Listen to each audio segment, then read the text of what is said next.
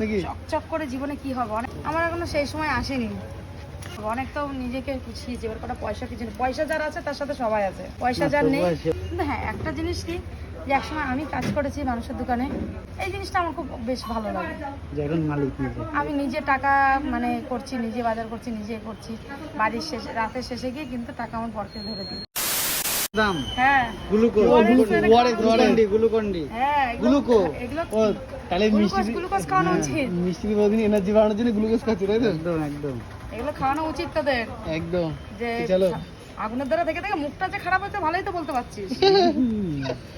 দেখো মুখটা আগে সেই চকচকে ভাবতে কমে গেছে না? আবার হবে? কমেন্ট করে জানিয়ে দিও। আবার ধামাকা নিয়ে আসবে তখন আমরাই চমকে যাবো, আমরাই সারপ্রাইজ নাকি? চকচক করে জীবনে কি হবে, অনেক তো নিজেকে গুছিয়েছি, এবার কটা পয়সা কিছু নেই। পয়সা যার আছে তার সাথে সবাই আছে, একদম। পয়সা যার নেই। অবশ্যই, কিন্তু একটা সময় পয়সা অনেক থাকবে, তখন কিন্তু নিজের চেহারার দিকেও শরীরের দিকেও খেয়াল দিতে হবে। শরীরটা থাকবে না, থাকবে না, সেটা কিন্তু খেয়াল দিতে হবে। সব দিকে মেনটেন করে কাজ করতে হবে। আমার এখনো সেই সময় আসেনি যে আমার মানে আশেপাশে অনেক থাকবে, আমি বেকার, সেটা আমার আসেনি।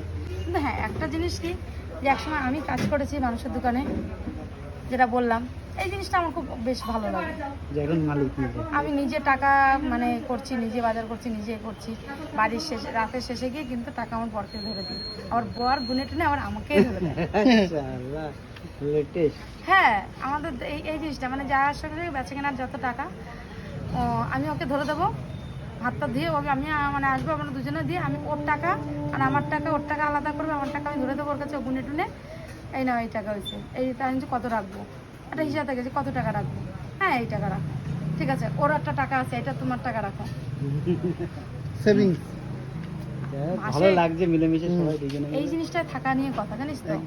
ও আমার যখন যেদিনকে আমার মানে খুব হয়ে যায়, হাত টানাটানি পড়ে যায়, যতই আমরা ব্যবসাদার তো কিছু কিছু সময় হাত টানাটানি পড়ে যায়, হাত টানাটানি পড়ে যায়, তখন তো যাই হুজুরা আছে ফয়েল টয়েল, তো যাই হোক 700 টাকা জিনিস এনে দিল, ফয়েল, তারপরে ক্যারি ব্যাগ, প্লাস্টিক, দোকানে যেসব জিনিস। হ্যাঁ, দেখো আলো কিন্তু আমরা কমিয়ে রেখেছিলাম বলে চকচক করছিল না, এখন এবার চকচক করছে মার।